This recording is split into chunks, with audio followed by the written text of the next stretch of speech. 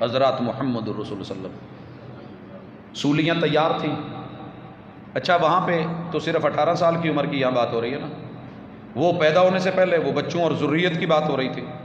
یہاں مکے میں ایک پابندی لگی تھی کہ کسی بھی عمر کا بندہ اسلام میں داخل ہی نہیں ہو سکتا۔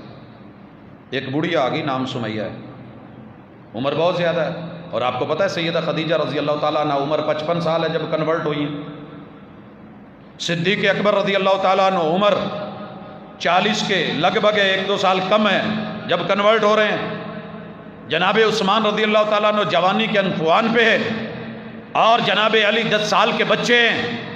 پابندیاں لگائی جا رہی ہیں، کوئی نہیں آئے گا۔ سمیہ آ گئی، بوڑھی ہے، جسم کانپتا ہے، مکے کے چوک میں لا کے کھڑی کر دی گئی ہے۔ پابندی کیا ہے؟ حاکم وقت نے فیصلہ دیا ہے، تو محمد رسول صلی اللہ علیہ وسلم سے وفا نہیں کرے گی، کلمہ نہیں پڑھے گی، اسلام نہیں مانے گی، لوٹ جا، نہیں تو نسلوں کو عبرت دلا دیں گے۔ مکہ کیا پوری دنیا میں فیصلہ جائے گا، اور اس ججمنٹ کو، اس ہونے والی دنیا کے سامنے ریہرسل کو کائنات دیکھے گی، نشان عبرت بنے گا۔ فیصلہ ابو الحکم کا ہے، جسے آج ابو جہل کہتے ہیں۔ اس دن ابو الحکم تھا، ابو جہل نہیں ہے۔ فیصلہ کیا گیا، 2 اونٹ لائے جائیں، بوڑھی سی اماں 2 اونٹ، دندناتے، بلبلاتے، بڑبڑاتے، منہ سے جھاگے نکالتے، اور ایکشن کے لیے تیار کھڑے ہیں۔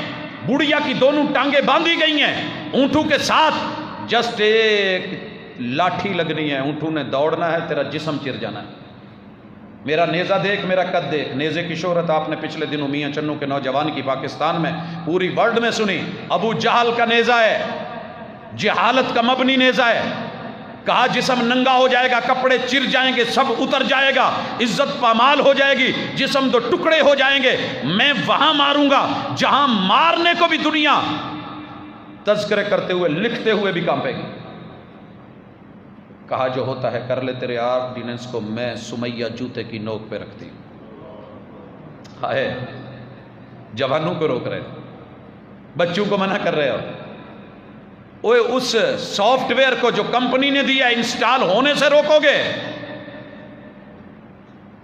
نہیں مانی۔ اور آپ کو پتہ ہے آخری ہار کی سب سے بڑی علامت ہوتی ہے کہ ایکشن۔ اسلام کہتا ہے بیٹھ جاؤ، رک جاؤ، کوئی بات نہیں، آج نہیں کل صحیح، کل نہیں پرسوں صحیح، یہ نہیں تو اگلی نسل صحیح۔ طائف میں ہوا تھا نا، محمد رسول صلی اللہ علیہ وسلم کو جس طریقے سے وہاں سے بدنام کر کے، مار مار کے، اور غلط بیانیاں کر کے، گالیاں دے کے، جھوٹ بول کے نکالا گیا تھا۔ محمد رسول صلی اللہ علیہ وسلم کو آئے تھے فرشتے آسمان سے، رب نے بھیجے تھے، مدد بھیجی تھی، کمک آئی تھی، حکم کیجئے 2 پہاڑوں میں پیس کے طائف والوں کو رکھ دے۔ محمد رسول صلی اللہ علیہ وسلم کا اسلام کیا کہتا ہے؟ اور ہم وہی کہتے ہیں، اللہم اہد قومی فانہم لا یعلمون۔ اللہ ججز کو علم نہیں، اللہ حکمرانوں کو علم نہیں، مالک سیاست دانوں کو پتہ نہیں، اللہ قانون بنانے والے ان لوگوں کو پتہ نہیں، ان این جی اوز کو علم ہی نہیں کہ اسلام کا بہاؤ کیسا ہے۔ انہیں علم ہو جائے تو ان کی نسلیں بھی آگے لوٹ آئیں۔ اللہم اہد قومی فانہم لا یعلمون۔ اللہ ان کے مقدر میں ہدایت نہیں بھی ہے تو ہلاک نہ کر، ان سے نسلیں پیدا کر، وہ نسلیں بدل کے مجھ کو دے دے، وہ نسلیں مجھے دے دے۔ میں 94 میں جدہ سے اتر کے مکہ آ رہا ہوں، 200 کے اوپر گاڑی میٹر جو ہے وہ سپیڈ دے رہا ہے، اور اسی اسنا میں ڈرائیور پوچھتا ہے من ای ارض اللہ انت، نوجوان کس علاقے سے ہے، اللہ کی کس زمین کے حصے سے ہے؟ میں نے کہا نا پاکستانی، پاکستان سے ہوں۔ پھر میں نے پوچھا وانت من این؟ کہنے لگا من طائف۔ میرے منہ سے بلا اختیار نکلا، میں اس طرح بیٹھا تھا، گھوم کے اس کی طرف منہ کیا اور کہا کہ وہی ہونا جنہوں نے محمد رسول صلی اللہ علیہ وسلم کو پتھر مار کے نکالا تھا۔ پتہ ہے کیا کہتا ہے؟ سٹیئرنگ، دونوں ہاتھ اٹھ گئے اس کے، 200 کی سپیڈ میں دونوں ہاتھ اوپر اٹھے، کہنے لگا لا واللہ لا ما کنت انا۔ وہ جب پتھر مارے جا رہے تھے وہ میں نہیں تھا، میرے آباء و اجداد ہوں گے، میں مارنے والوں میں نہیں، میں ماننے والوں میں ہے۔ اشہد ان لا الہ الا اللہ واشہد ان محمدًا عبدہ ورسولہ۔ آنسو چل کے پاؤں تلک گئے۔ محبوب تیرے اس حوصلے کو سلام، تیری سیرت کو سلام، اسلام کے بردباری کو سلام، چاہتے تو بدلے میں رگڑوا کے رکھ دیتے، مروا دیا جاتا۔ آج ان کا ڈی این اے نہ ہوتا، طائف کا کہیں پر مجھے کوئی انار نہ ملتا، انار کا دانہ نہ ملتا، اس میں کوئی رس نہ ہوتا۔ یہ اسلام کا مزاج ہے۔ روکنے والوں نے روکا، یہ سلو ہو گیا۔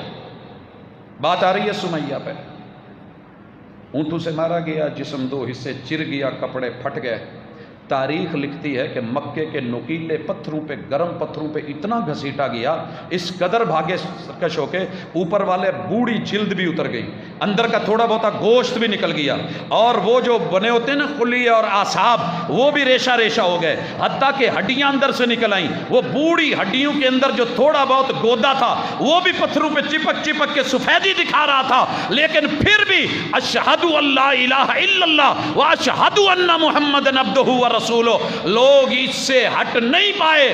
جوانی ہو، بڑھاپا ہو، بچپن ہو یا 55 کی عمر ہو، اسلام ہی انسان کا خیر خواہ دین ہے۔ اس سے روک رہے ہو۔ اب آئیے تھوڑا تاریخ میں چلیے، روکنے والوں نے روکا۔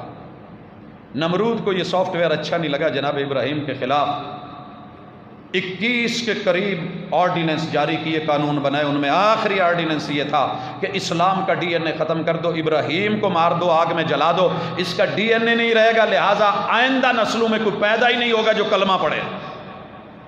مد مقابل جناب ابراہیم علیہ السلام نے کیا بولا؟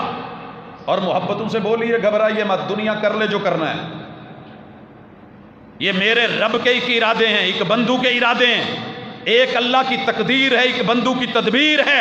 بندے تدبیریں بناتے رہتے ہیں، تقدیر کھڑی مسکرا رہی ہوتی ہے، کیا کر رہا ہے بیچارہ فرعون، بچوں کو مار رہا ہے، یہ ان کی نسل کشی کرنے کے لیے کیا کرے گا۔ ادھر کیا ہے، ابھی بچہ پیدا نہیں ہوا، 86 سال کے لگ بھگ عمر ہے، مانگ رہا ہے، رب نے نہیں دیا، یہ جو ایک دانہ پھر رہا ہے نا، اسی کا ڈی این اے مٹا دیا جائے۔ ادھر وہ کیا کہتے ہیں، رب اجعلنی مقیم الصلاۃ۔ ہے کوئی ایسی دعا؟ پڑھتے ہو کچھ؟ رب اجعلنی مقیم الصلاۃ ومن ذریتی، اللہ میری ذریت ذرے سے ہے، ذرہ صحراؤں میں ریتوں کے ذرات کو گن کے دکھا دے۔ کہا اللہ مجھے اتنی ذریت دے، اتنی آل دے، اتنی نسل دے، اتنے لوگ دے، اتنے افراد دے، اتنے بیٹے دے، اتنی بیٹیاں دے، قیامت تک کے لیے جو آتے رہیں، یہ کاٹنے کے لیے، یہ مٹانے کے لیے، یہ روکنے کے لیے تلے ہوئے ہیں۔ اللہ انہیں اپنے سامنے کھڑے ہونے کی، جھکنے کی، سجدوں میں جانے کی، تشہد میں انگلیاں ہلانے کی، اللہ وہ تربیتیں دے دے، عطا کر دے۔ عطا کی ہے رب نے کہ نہیں؟ ابراہیمی ہو تو ذرا سوچو، وہ دعائیں ہیں، ادھر رکاوٹیں ہیں، نمرود بھی گیا، رکاوٹیں بھی گئی، فرعون آیا،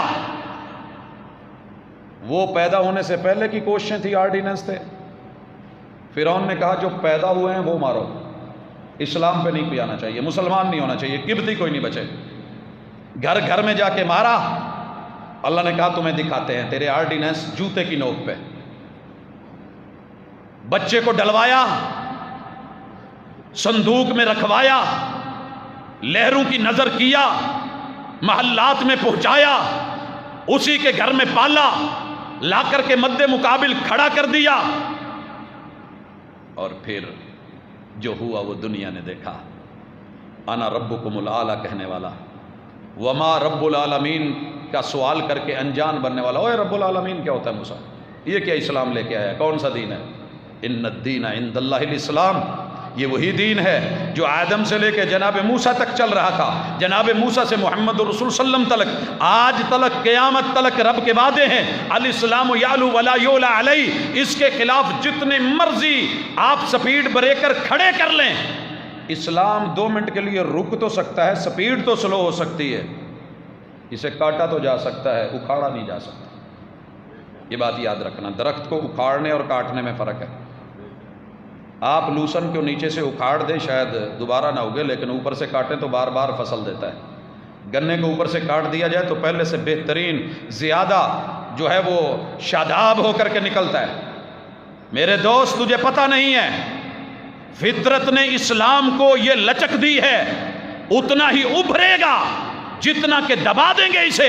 تو سوچ رہا ہے کہ ایسے کرنے سے یہ ہو جائے گا وہ ہو جائے گا، پہلے سے زیادہ لوگ آگے آئیں گے۔ اور جو کام رکاوٹوں میں کرنے کا مزہ ہوتا ہے یہ دل والے جانتے ہیں۔ ابا جس بات سے روک رہا ہوتا ہے نا بس اوقات بچہ کہتا ہے اچھا ابا ٹھیک ہے، ابا اپنی جگہ تھے لیکن کم۔ یہ اسلام جب اندر سے فطرت جاگتی ہے نا، اٹھتی ہے، تو پھر ساری دنیا کی پابندیاں بھی روک نہیں سکتی ہیں۔ تاریخ پڑھ میرے محبوب علیہ الصلوۃ والسلام کے دور میں، لیکن فرعون کے ساتھ حامان جیسا انجینئر بھی ملا، قارون جیسا مال پیسے والا بھی ملا، سپاہ فوج بھی ملی، میرے رب نے ایک غوطہ دے کے برابر کر کے جوتے کی نوک پہ رکھ دیا، یہ کھڑے ہیں مسلمان، کرو کیا کرنا ہے۔